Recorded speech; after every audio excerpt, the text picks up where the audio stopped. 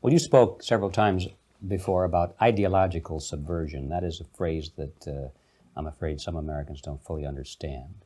When the Soviets used the phrase ideological subversion, what do they mean by it?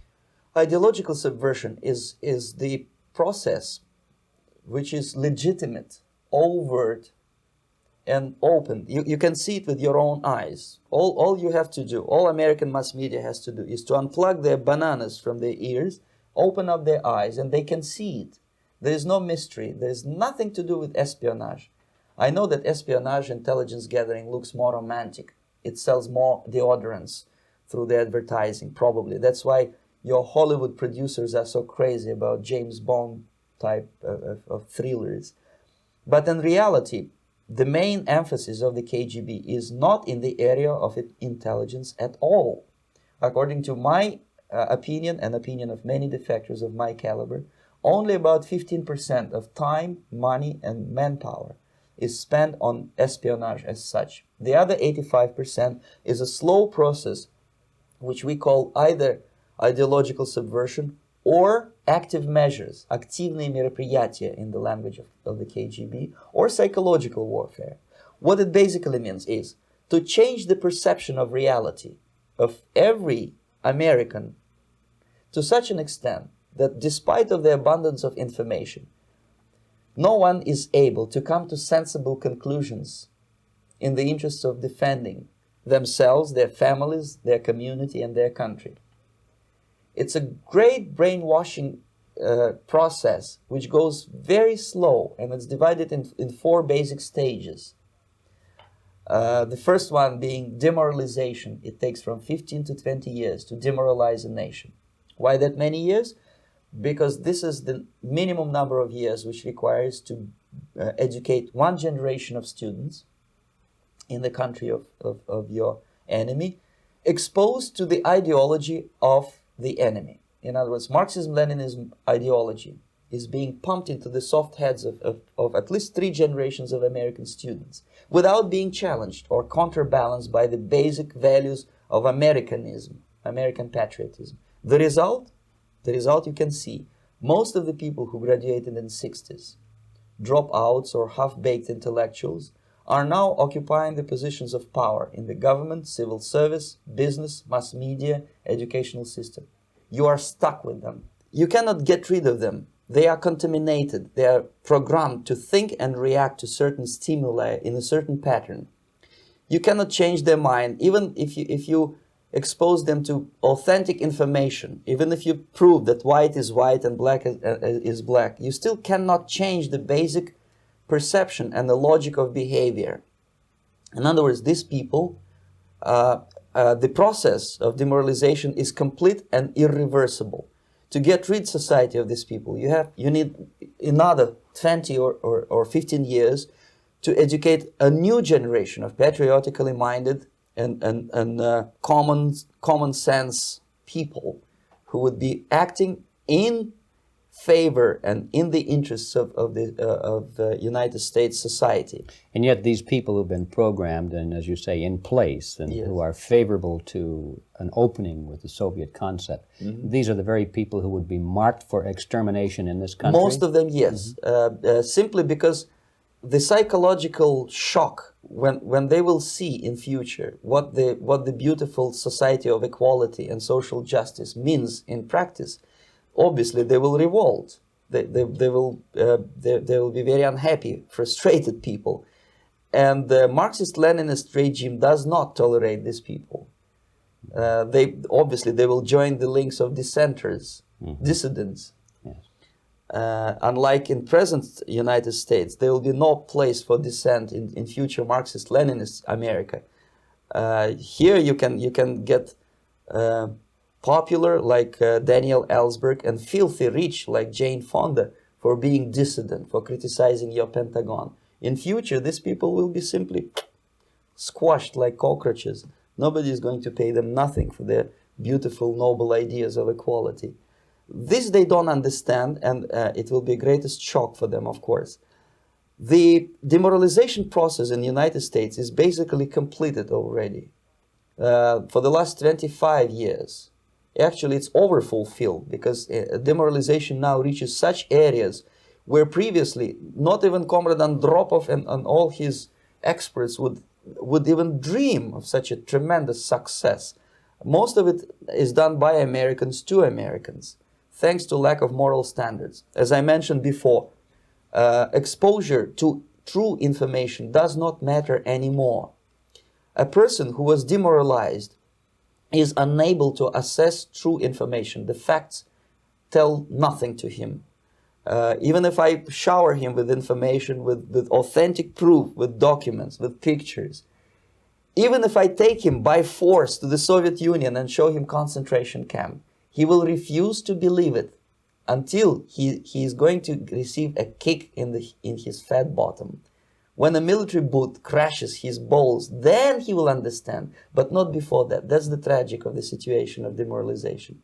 So basically, America is stuck with demoralization, and unless, even if you start right now, here, this minute, you start educating new generation of Americans, it will still take you 15 to 20 years to turn the tide of ideological perception of reality back to normalcy and patriotism. The next stage is destabilization. This time, subverter does not care about your ideas and the patterns of your consumption. Whether you eat junk food and get fat and flabby, doesn't matter anymore. This time, and it takes only from 2 to 5 years to destabilize a nation, what matters is essentials: economy, foreign relations, defense systems. And you can see it quite clearly that in some areas, in such sensitive areas as defense and economy, the influence of Marxist-Leninist ideas in the United States is absolutely fantastic. I could never believe it 14 years ago when I landed in this part of the world, that the process will go that fast. The next stage, of course, is crisis. It may take only up to 6 weeks to bring a country to the verge of crisis. You can see it in Central America now. And after crisis, with a violent change of power, structure, and economy, you have so-called the period of normalization. It may last indefinitely.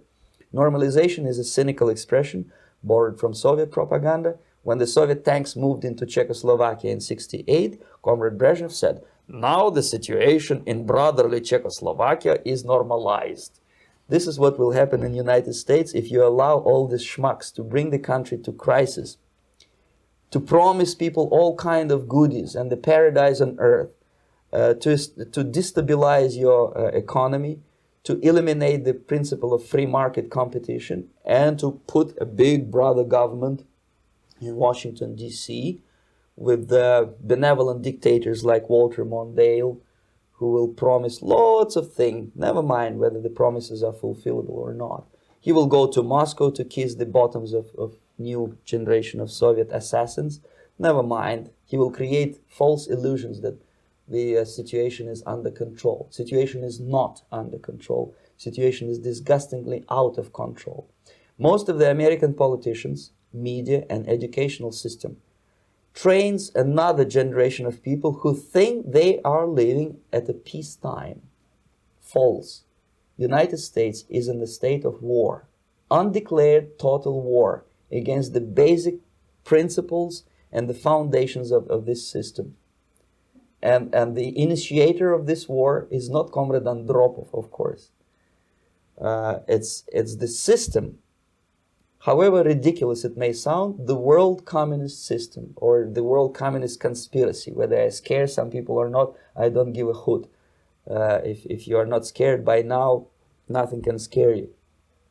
But you don't have to be paranoid about it. What actually happens now, that unlike myself, you have literally several years to live on unless the United States wake up.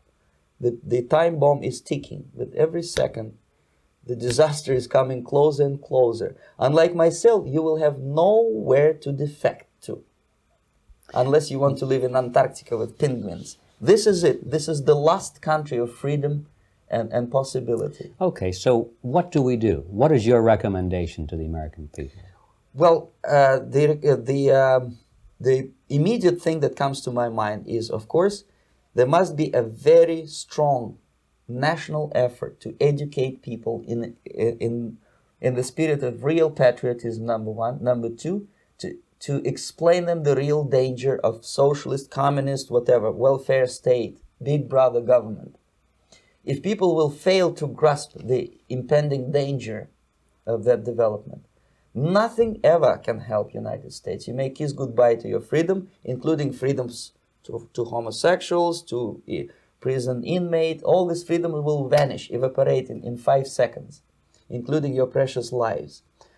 The second thing, the moment at least part of United States population is convinced that the danger is real, they have to force their government. And I'm not talking about sending letters, signing petitions, and all this beautiful, noble activity. I'm talking about forcing United States government to stop aiding communism.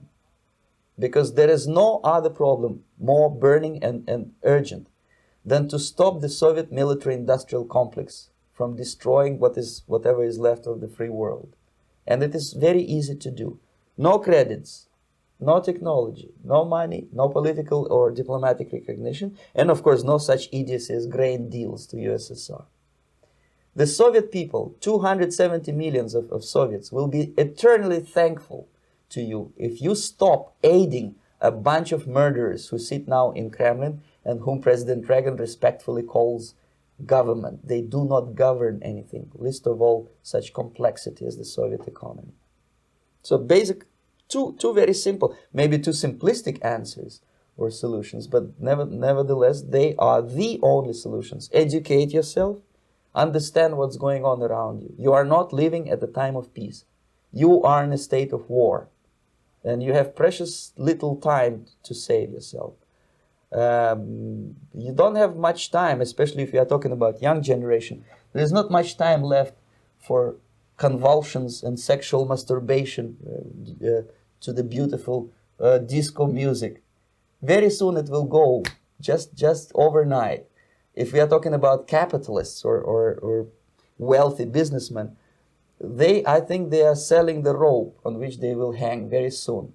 If they don't stop, if they cannot curb their unsettled desire for profit, and if they keep on trading with the monster of the Soviet communism, they are going to hang very soon. And they will pray to be killed, but unfortunately they will be sent to Alaska probably to manage industry of slaves. It's simplistic. I know it sounds unpleasant. I know Americans don't like to listen to things which are unpleasant. But I have defected not to tell you the stories about such idiocies as microfilm, James Bond type espionage. This is garbage. You don't need any espionage anymore. I have come to talk about survival. It's a question of survival of this system. You may ask me, what is it in for me? Survival, obviously, because unlike, as I said, I am now in your boat. If we sing together, we'll sing beautifully together. There is no other place on this planet to defect to.